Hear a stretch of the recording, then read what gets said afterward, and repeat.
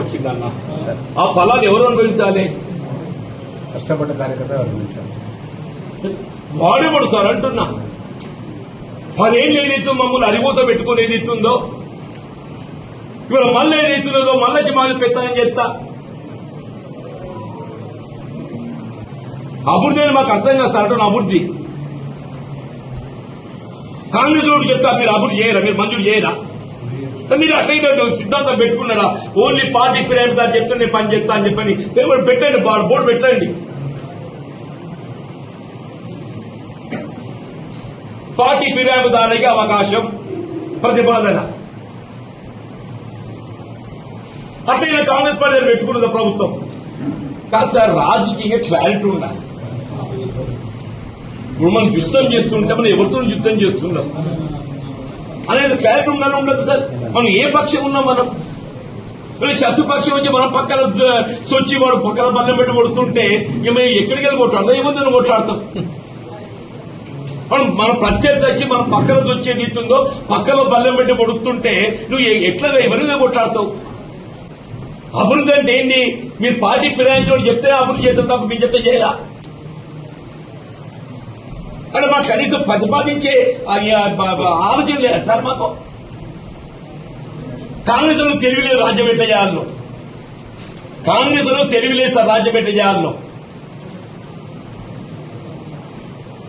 మాకు ఎట్లా పొట్టు నింపుకోవాలో మాకు తెలియస్తారంటూ నేను ఇప్పుడు మొత్తం జగిత్యాల నియోజకవర్గం ఏదైతుందో వాడు అదేంటి builders private limited,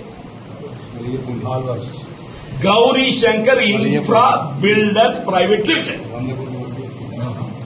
Gauri Shankar infra builders private limited. వాడు పొట్ట నింపాలి. వాడు ఎవరు సార్ అడుగుతున్నాను? దయచేసి ఒకటి పెట్టండి. Who is this Gauri Shankar infra builders private limited?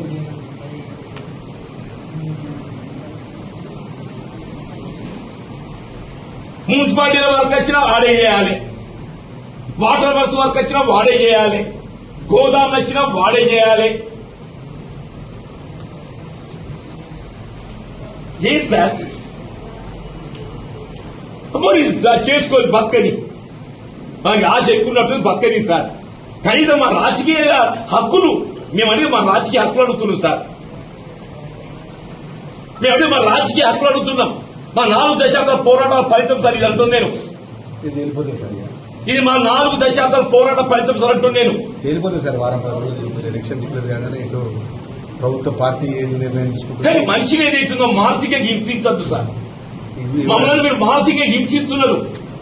ఎవరైతే కాదని ఒకటికే కథం చేసి సార్ అంటున్నాను. ఎవరైతే నిర్ణయించుకో ఆ పాపం వాళ్ళ దక్కుతుంది సార్.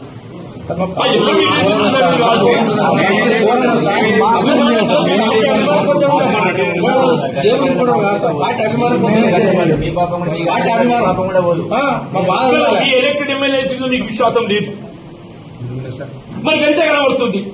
వీళ్ళు 20 మంది సభ్యులు ఎక్కువ ఉన్నారు సార్ అధికంగా. వీళ్ళు కాంగ్రెస్ పార్టీ ఎలక్టెడ్ ఎమ్మెల్యేస్ కును బీఆర్ఎస్ మధ్య వ్యత్యాసం ఏదైతున్నదో ప్రతిపక్షాల మన మధ్య 20 సంఖ్య ఉంది సార్ అంటూ నేను. ఎంఐఎం ఇండిపెండెంట్ పక్కన పెట్టండి. మన పార్టీని మనం చక్కగా చూసుకోకుండా నేను వాడేవనా తీసుకెళ్ళి పక్కన పెట్టుకుంటే వీడు ఏమైనా మంచిదంటే కాంగ్రెస్ వాడిని మీరు అది చేస్తాను కదా సార్. నాకు అర్థం కాదు. ఢిల్లీలో కూడా ఈ విషయం చెప్పింది కదా సార్. కేసీ వేణుగోపాల్ ఇన్ఛార్జ్ ఈ విషయం చెప్పింది.